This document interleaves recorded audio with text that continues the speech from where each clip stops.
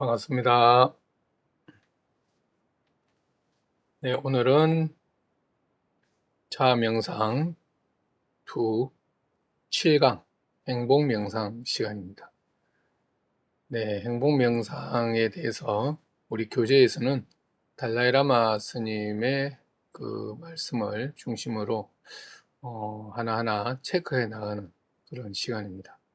근데 그러기 위해서는 행복에 대한 어떤 개념이 먼저 좀 정립된 다음에 그 행복에 대해서 명상을 하고 그 우리가 나누었던 이야기를 중심으로 하나하나 풀어나갈 수 있으리라 생각합니다. 그래서 잠시 교재의 질문에 들어가기 전에 또 달라이라마 스님이나 기타 좋은 말씀을 우리가 먼저 새기기 전에 일반적으로 행복이 과연 무엇인지 한번 생각해 보겠습니다. 우리가 행복이란 뭡니까? 이렇게 만약에 질문을 받게 되면 우선 갑자기 행은 뭐고 복은 뭐지? 이런 생각부터 듭니다. 그래서 우선 사전적 의미로 행복이 뭔지 한번 살펴보겠습니다. 그리고 먼저 공부에 앞서서 우리 자아 명상 또는 이 명상을 통해서 행복을 생각한다거나 행복을 추구한다고 했을 때 물질적인 행복을 말하는 것이냐, 아니면 정신적 행복을 말하는 것이냐, 이렇게 한다면 행복이라고 하는 것은 저는 둘 다가 갖추어져야 된다 생각합니다. 물질적 행복, 그리고 정신적 행복. 그래서 어떤 때에는 물질적 행복이 좀 클 때도 있고, 어떤 때는 정신적 행복이 커야만 또 물질적인 여러 가지 장애, 어려움이 닥쳤을 때, 또 잘 극복하지 않을까. 그래서 뭔가 다 좋은 걸로만 이루어져서 다 성취, 완성, 완벽, 또는 뭐 넘치게 뭐 그렇게 되는 것이 다 행복일까? 뭐 이런 것은 철학적으로 좀 생각해 봐야겠지만 일단은 고루 물질적으로도 정신적으로 새의 양날개처럼 움직여야만이 음, 인생에서 평온하고 안락하고 행복하다 이런 말이 어, 늘 이제 나오지 않을까 그런 생각이 듭니다. 그래서 그러나 이제 이 명상을 통해서 행복을 이야기할 때는 아무래도 조금 더 물질적인 것보다는 정신적 가치에 더 주안점이 있다. 이것을 먼저 서두에 말씀드리고 시작하겠습니다. 네, 먼저 행복이란 두 글자에 대해서 잠시 살펴보겠습니다. 먼저 제가 소논문으로 제출한 케이시아에 등록되어 있기도 한데 현대적 행복론에 대한 선불교적 접근, 그 한국의 스님입니다. 보조진울 스님을 중심으로 해서 곧 수행적인 측면 그리고 불교적 측면에서 행복에 대한 해석이라고 보면 되겠습니다. 자, 그래서 우선 서양 철학적인 행복, 예를 들어서 도덕 철학, 그리고 쾌락주의적 행복, 그리고 선불교적 행복, 또 보조 스님이 쓰신 수신결이라는 책, 이런 중심으로 썼는데 혹시 관심이 있으신 분은 한번 살펴보시기 바랍니다. 자, 그러면 우선 사전적 의미부터 한번 살펴보도록 합시다. 사전적 의미로서 행복이란 과연 무엇인가? 첫 번째, 행복이라고 이렇게 네이버에 치면 여러 글자가 나옵니다. 첫 번째, 복된 좋은 운수. 아, 네, 지금부터는 영상 얼굴을 잠시 끄고 진행하도록 하겠습니다. 이 영상 파일이 크면 업로드 하는데 조금 시간도 많이 걸리고 에러가 안 나기 때문에 파일 용량을 좀 줄이기 위해서 잠시 제 얼굴은 끄도록 하겠습니다. 자, 행복이란 복된 좋은 운수, 그리고 생활에서 충분한 만족과 기쁨을 느껴서 흐뭇하다. 그리고 두 번째, 생활에서 충분한 만족과 다복하다 또는 행복스럽다라고도 표현을 합니다. 동사로 쓰여져. 자, 행복에 대한 말 어떻게 할 수 있느냐? 자, 행복주의 뭐 이런 말도 있습니다. 그러면 행복주의라고 주의라는 두 자가 붙게 되면 무엇을 추구한다는 뜻이죠. 그래서 어, 인생의 최고의 목표는 행복이다라고 네, 이야기한다는 겁니다. 그래서 오직 행복하지 않은 일은 하지 않겠다까지도 될 수 있겠죠. 그래서 이것을 실현하기 위해서 도덕적 이상으로 삼는 윤리설이다. 그리고 행복감, 행복을 느낌이죠. 행복의 느낌. 자, 생활에서 충분한 만족과 기쁨을 느끼는 마음 또는 그런 느낌이라 한다.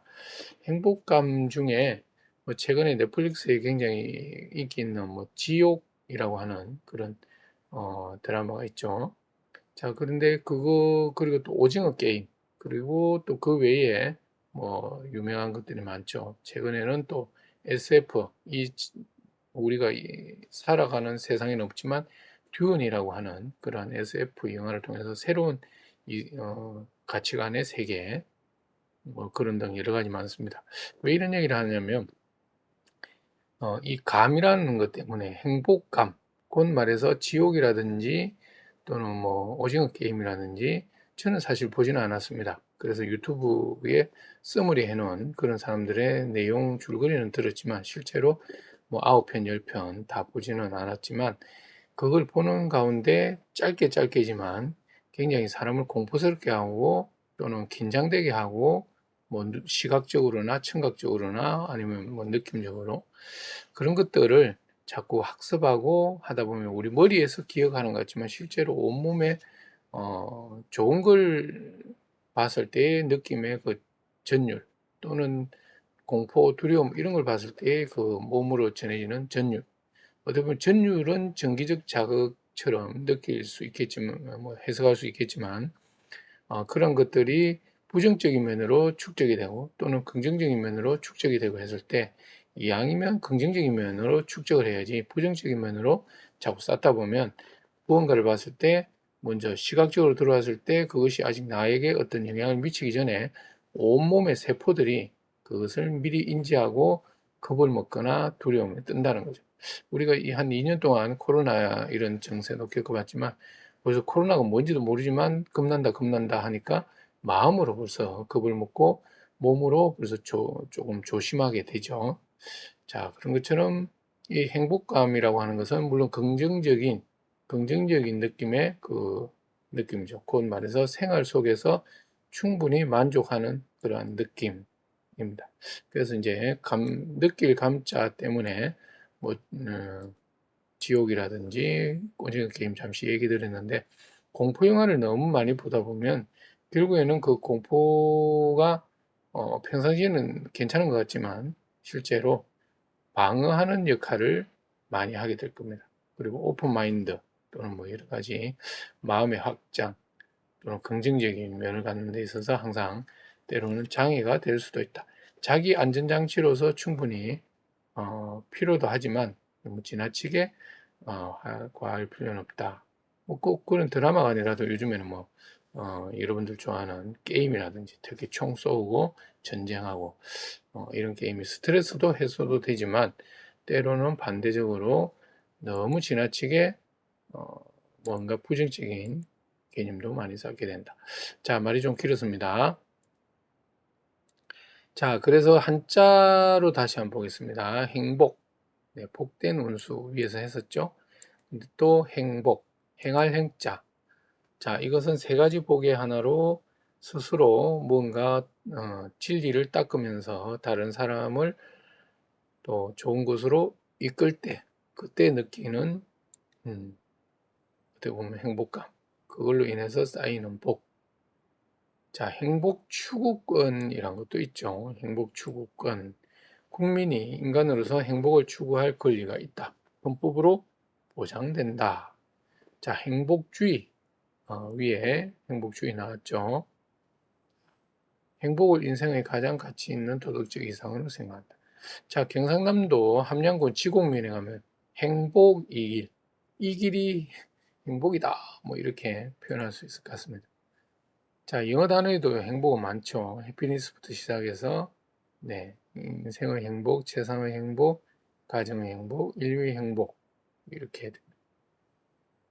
자, 제가 썼던 논문을 잠시 살펴보겠습니다. 여기 보면 저도 논문을 쓰다가 알게 된 일이지만 행은 원래 따로따로입니다. 행자와 복자가 따로따로 있는 거죠. 자, 행운할 때도 이 다행이라는 행자를 쓰는데 모든 것이 다 복되다 이런 뜻도 되겠죠. 자, 그래서 서양의 역사에서도 약 200년 정도밖에 행복이라는 단어는 쓰이지 않았다. 자, 그 기원을 가면 2500년이나 거슬러 올라갑니다. 자, 그러나 행복은 위에서 살펴봤듯이 만족감, 기쁨 이런 거죠. 자, 그래서 우리나라에 행복이라는 이 두 글자가 쓰이게 된 것은 메이지 유신, 즉 근대죠. 한 100년 전으로 올라가서 일본 사람 나카자와와 기와이라는 두 사람의 대화를 통해서 알 수가 있습니다. 한 사람이 행복이라는 단어는 메이지 시대 이후부터 쓰였다 했더니 그렇다.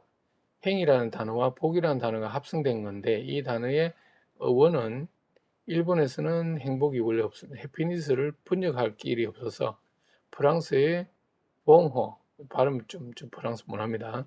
자, 그래서 이렇게 프랑스어를 번역상 합성어로 만들어졌다. 그래서 프랑스 말의 행복이 영어로는 번역을 하면 좋은 때, 멋진 때를 말합니다. 그래서 영어로는 해피.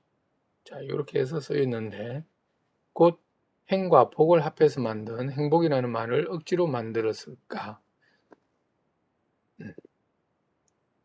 자, 이것은 서양의 개념으로 벤담의 최대 다수의 최대 행복 또는 이렇게도 표현을 합니다. 자, 그런데 우리나라에서 이 행복이라는 두 글자는 1886년 10월 4일에 한성주부에 기록되어 있습니다. 그래서 바라건대 기이 되시는 반드시 최선을 다하여 처리해달라. 날로 행복하십시오. 그리고 한성주보 1887년 2월 28일에 중국인의 행복이 되는 것은 중국, 미국, 양국도 시기를 해소하고 화목함을 항상 두텁게 할 수 있을 것이다 라는 표현이 등장합니다. 그래서 행복은 1880년대 후반 한국에서도 사용된 것으로 생각됩니다. 네, 서두에 그 명상에서 행복을 이야기할 때는 정신적 가치가 좀 더 크고 비중을 많이 둔다 했는데 지금 살펴보다 보니 벤담까지 나왔는데 벤담의 행복에 대한 개념을 한번 보겠습니다. 벤담에 의해서 행복은 이제 쾌락을 의미하게 되었고 곧 최대 다수의 최대 행복이라고 하는 핵심으로 하는 공리주의가 탄생했다. 벤담은 한 단어가 이런 뜻 저런 뜻으로 쓰인다는 차원이 아니라 핵심 단어를 통해 전혀 새로운 사상을 등장시켰다. 즉 오늘날 흔히 사용하는 최대 다수의 최대 행복이라는 표현을 옛날식으로 해석하려면 최대 다수의 최대 행운이 될 것이다.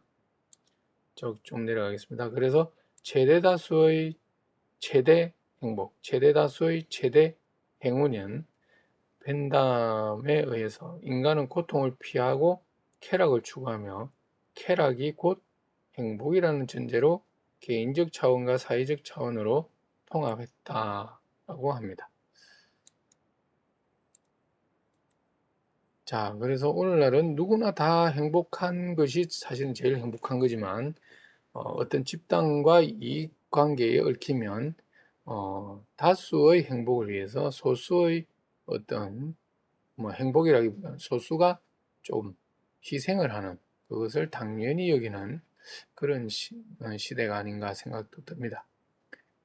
그래서 꼭 물질적인 기준으로도 기준이 아니라 뭔가 정신적 가치를 추구할 때도 다수가 어느 쪽이 편안하고 좋다라고 하면 그쪽으로 기우는 경우도 있죠.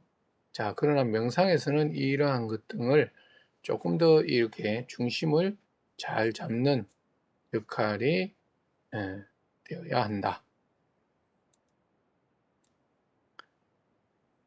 네, 우리 교재로 돌아와서 교재의 내용을 한번 잠시 보겠습니다. 행복 명상이란 곧 행복은 자애와 연민, 보시, 부드럽고 친절한 말 등 이타행을 통해 남을 돕는 일을 통해서 도달할 수 있는 마음의 지극히 평온한 상태. 자, 오른쪽에 우리 교재에 부처님께서는 고귀한 축복의 경 또는 행복경, 길상경이라는 경전이 있습니다. 그래서 최상의 행복이 무엇인지에 대한 물음에 답을 하시기를, 어리석은 자와 사귀지 않으며 슬기로운 분을 섬기고 존경할 만한 분을 공경하는 것, 그것이 행복이다. 분수에 맞는 곳에 살고 일찍이 공덕을 쌓아서 스스로 서원을 하는 것이 더 없는 행복이다. 많이 배우고 익히고 절제하고 훈련해서 의미 있는 대화를 나눌 수 있는 것이 행복이고, 아버지와 어머니를 섬기고 아내와 자식을 돌보는 일, 책임감을 다하는 것이 행복이다. 그리고 나누어주고 정의롭고 친지를 보호하며 비난받는 행동을 하지 않는 것, 도덕적으로 본인도 반듯하지만 남에게 친절과 오늘날 말로 배려, 심을 갖는 것이 행복이다. 악한 행위는 당연히 하지 말고 술 마시는 것을 절제하고, 여기서 가르치면 진리입니다. 진리를 추구하는 것을, 올바름을 추구하는 것을 게으르게 하지 마라. 그리고 존경하고 겸손할 줄 알고 만족하고 감사하며, 그리고 인내하고 온화하고, 수행자를 만나서 가르침을 서로 논의하고, 그러니까 수행자는 스님들 이런 종교인들도 있지만 나보다 앞선 현인들을 말하는 거죠. 그 현인들을 쫓아서 진리를 닦아라. 그리고 감관을 제어, 너무 몸의 쾌락적인 부분을 쫓다 보면 마음을 잊어버리고 실수를 하죠. 그래서 몸의 감각 기능을 좀 제어해라. 자제하고 인내할 줄 알아야 한다. 그리고 거룩한 진리를 관조하고 실현하라. 그 세상살이 일에 부딪혀도 마음이 흔들리지 말고 굳건하고, 그리고 이러한 가르침을 따라서 언제든지 실패하지 않고 모든 것에서 번영하는 것이 더 없는 축복이다. 그래서 뭔가 뜻을 세우면 그것이 뭐 억지로가 아니라 편안하게 잘 이루어지는 것이 행복이라는 거죠. 자, 행복 배양을 하기 위한 기술로서 앞서두에 말했듯이 달라이라마 스님 글입니다. 인간은 행복을 추구하는 존재고 사랑, 애정, 친밀감, 자비심, 행복을 가져다 준다. 자, 그래서 이러한 행복해질 수 있는 능력을 갖추고 우리는 있으며 행복을 가져다 주는 따뜻한 마음과 자비심을 키울 수 있다고 믿습니다. 달라이라마 스님 말씀인데, 자, 달라이라마 스님의 말씀을 토대로 우리가 한번 행복에 대해서 사전적 의미, 그리고 잠시 우리나라의 행복의 기원에 대해 알아봤고, 부처님 말씀을 통해서 행복한 삶이 무엇인지 살펴봤습니다. 자, 그럼 좀 더 구체적으로 행복에 대한 토론 보겠습니다. 사람들은 마음 수행을 통해서 고통을 가져다 주는 것을 버리고 행복을 가져다 주는 것을 키우기 시작한다. 바로 행복에 이르는 길이다. 자, 여기에 이제 연습 문제인데, 뭐 이런 거는 읽으면서 쭉쭉 해나갈 수 있죠. 자, 보겠습니다. 잠시 생각하는 시간을 가지면서 내가 행복과 불행을 느끼던 순간 나는 상황을 어떻게 받아들였는가? 행복한 때도 있고 불행한 때도 있죠. 동시에 있을기는 좀 그렇지만, 자, 이러한 상황일 때 내 마음가짐 묻는 겁니다.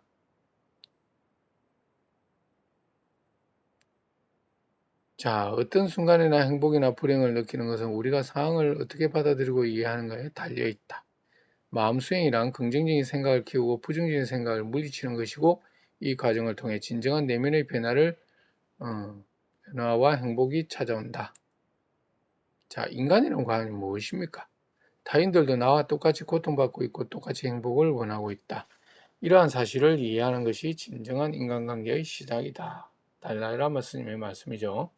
자, 고립감과 행복감을 극복하고자 한다면 우리의 근본적인 태도가 바뀌어야 한다. 태도를 바꾸기 위한 최고의 방법은 진정한 친절한 마음으로 다른 사람을 대하는 일이다. 곧 내 개인적인 행복은 내가 물론 물질적으로 갖추기 위해서는 땀을 흘려서 노동의 대가를 받는 것이고, 그것을 통해서 또 내가 정신적 행복을 추구하기도 하고, 누군가 따뜻한 말을 하면서 행복감을 느끼고 따뜻한 말을 들음으로써 행복감을 느끼죠. 자, 그래서 곧 교류인데, 다르게 보면은 불교식으로 말하면 이타입니다. 이타 또는 다른 사회적인 말로는 봉사죠. 나의 노력을 통해서 누군가가 편안하고 그 편안하게 된 사람이 감사함을 전해올 때 내가 행복하고 만족감을 느낀다라는 겁니다. 자, 우리는 무엇 때문에 고통받는가? 인간의 고통스러운 본질에 대해 생각하는 삶에 불가피한 슬픔을 받아들이는데 큰 도움이 되며 삶의 문제들을 올바른 시각으로 바라보게 해주는 가치 있는 방법이다. 탐욕의 반대는 무욕, 네. 그리고 만족이다. 당신이 큰 만족감을 느끼고 있다면 어떤 것을 소유하는가가 문제가 안 된다. 어떤 경우에도 당신은 변함없이 만족할 수 있다. 자, 무소유라는 말이 있습니다. 무소유라는 말을 한 번쯤은 들어봤을 수도 있는데 무소유는 소유하지 않는다. 곧 말해서 아무것도 가지지 않는다가 아니라 필요한 것은 가지는 겁니다. 그러나 불필요한 것은 갖지 않아야 되고 또 살다가도 필요했는데 불필요한 때가 생기죠. 자, 그랬을 때는 그 불필요한 것을 또 누군가가 필요할 수 있으니 줄 수 있다면 죽으면 좋은 거죠. 그러나 두 개, 세 개 막 계속 쌓고 있다면 그것에 대한 관리에 대한 또 에너지를 써야 되고, 네, 불필요한 힘이 많이 든다라는 겁니다. 그래서 무욕이나 무소유의 개념을 우리가 잘 이해해야 행복하는 데 도움이 됩니다. 자, 또 덧없음에 대한 말씀, 삶은 변화한다. 이 사실을 거부하고 자연스러운 삶을 변화할 수 있도록 우리의 고통은 사라지지 않을 것이다. 자, 삶의 변화에 저항하기보다는 그것을 받아들여라. 그리고 거기에서 지혜롭게 대처하라. 이런 말씀 같습니다. 자, 왜 자비심이 필요한가? 자비심은 인간의 생존의 가장 기초가 되고 그것 때문에 인간의 삶은 진정한 가치를 갖는다. 자비심이 없다면 삶의 기초가 없는 것과 같다. 자비심 또한 이타심이죠. 남에게 베푸는 것. 곧 나를 보호하는 것도 나에 대한 자비지만 가정을 보호하고 자식을 보호하고 이웃을 보호하고 친구를 보호하고. 자,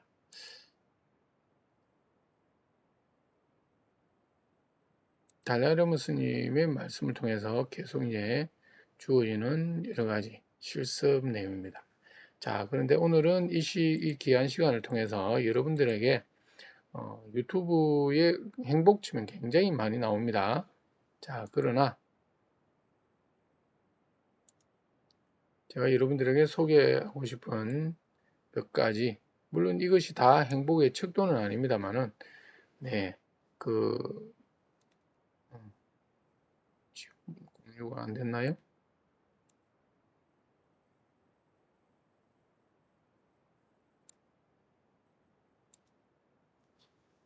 자, 이상으로, 네, 혼자일 때 가장 행복하지만 외로워하는 사람, 그리고 인간관계, 그리고 행복은 돈으로 살 수 있나?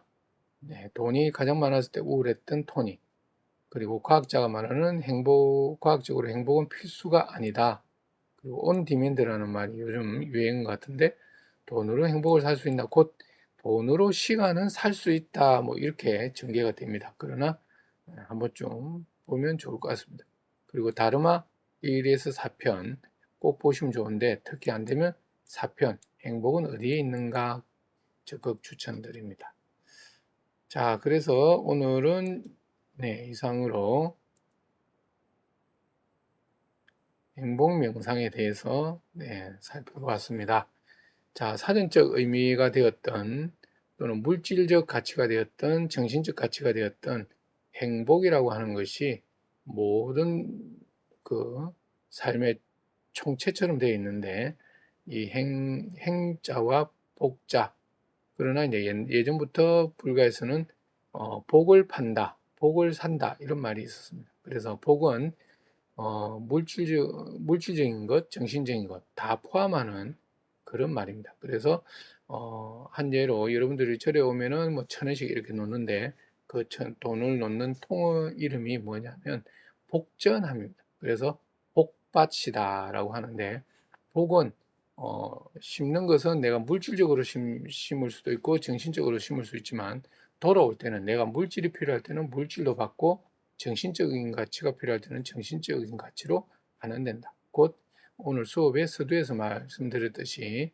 그 새의 양날개와 같다라고 저는 생각을 합니다. 그래서 어느 한쪽만 이렇게 날개짓을 해도 맴맴 돌고 오른쪽만 날개짓을 해도 한쪽에서만 돌죠.